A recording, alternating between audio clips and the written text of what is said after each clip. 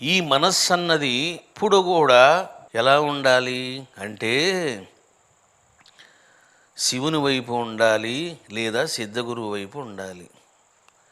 అట్లా గనక మనస్సు శివుని వైపు కాకుండా, సిద్ధగురువు వైపు కాకుండా మరొక వైపు వెళ్ళిందా, అయిపోయింది. ఇంకా మాయా విజృంభణం. ఇంకా వాడు వెళ్ళి గోతులో పడతాడు, మాయలో పడతాడు, చెయ్యరాని పనులు చేస్తాడు. ఇంకా ఏం చేస్తే ఏముందులే, కావాల్సింది డబ్బులే కదా, కావాల్సింది పేరు ప్రతిష్టలే కదా అనుకుంటాడు. చూశారా? కాబట్టి మనస్సు ఎప్పుడు కూడా శివుని వైపు ప్రవహిస్తూ ఉండాలి. Always always always. If it is not possible, try to travel towards your guru. ఎప్పుడైతే నువ్వు గురువు వైపు నడిపిస్తూ ఉంటావో, గురువు ఏం చేస్తాడు? నిన్ను కాపాడుతాడు. అంతటికి మనస్సే కారణం. నీకు ఇష్టం ఉంటే, నీ మనసుకి ఇష్టమైతే అమృతం, నీ మనసుకి ఇష్టం లేదా విషము. చూశారా? ఈ లోకములో మనం ఏదైనా తీసుకోండి, అన్నీ బాగున్నాయి అనుకోండి, అన్నీ ఉంటాయి. తేడా వచ్చిందనుకోండి, నో. కాబట్టి ఈ మనస్సునే నువ్వు దృఢం చేసుకోవాలా. నువ్వుగా ఎప్పుడు ఉండాలా. ఈ విశ్వములోన ఎవడి మీద నువ్వు మోహం పెంచుకోమద్దు, ప్రేమ పెంచుకోవద్దు. పెంచుకున్నావా కూర్చొని ఏడుస్తావు ఒకరోజు. మోసం మోసం మోసమని నువ్వు బాధపడతావు, ఏడుస్తావు. బికాస్ నువ్వు మనిషిని ప్రేమిస్తున్నావు అంటే బాగా అర్థం చేసుకో. Man is nothing but mind. You have to love Shiva. మనిషిలోన శివుడు ఉన్నాడు, మనసు ఉంది.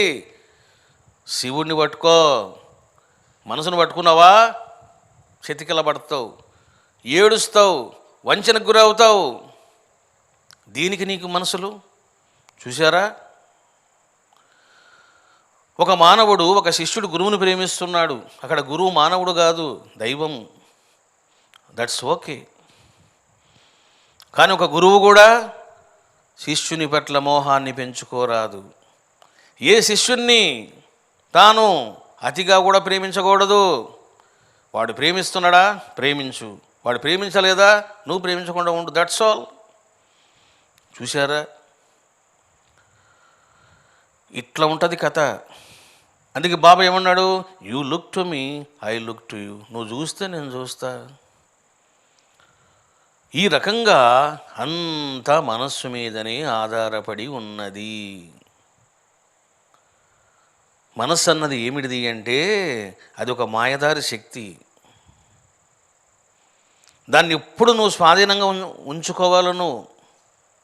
మనం చూడండి, ఒక గుర్రాన్ని స్వారీ చేస్తాం. ఏం చేస్తాం? అది గుర్రం చాలా దృఢమైనటువంటిది, నీకంటే దృఢం, నీకంటే స్పీడ్ పరిగెడుతుంది. దానికన్నా కోపం వచ్చిందా ఎత్తి పాడేస్తుంది నేను. అటువంటి గుర్రాన్ని నువ్వేం చేస్తున్నావు? ఇంకో కళ్యంతో దాన్ని బంధిస్తున్నావు.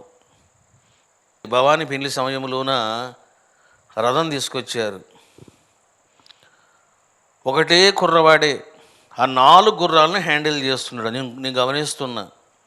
అవేమో ఆ అబ్బాయి కంటే సుమారుగా 2 ఇంతలు ఉన్నాయి. ఏం చేస్తున్నాడు ఆ కుర్రాడు? ఆ 4 కళ్ళాలని చేతులు పట్టుకున్నాడు, అంతే. That is remote. ఒక మనిషి 4 గుర్రాలను 4 కళ్ళాలను చేతులు పట్టుకొని కంట్రోల్ చేస్తున్నాడు. నువ్వు కూడా మనస్సు, బుద్ధి, చిత్తము, అహంకారం కళ్యాణ చేతులు పట్టుకొని దాన్ని కంట్రోల్ చేయి. ఎక్కడ కంట్రోల్ చేస్తారు? అది తానా అంటే ఇడు తానా. ఎప్పుడు మనసుతో జోడి కట్టొద్దు, స్నేహం చేయొద్దు, మమైక్యం కావద్దు. నిన్ను తిప్పి పాడేస్తుంది. రోజు తిప్పి పాడేస్తుంది స్వామి, మరి ఏం చేస్తాం స్వామి? నువ్వు యూ హ్యావ్ టు ట్రై. నువ్వు రిమోట్ చేతులు పట్టుకోవా.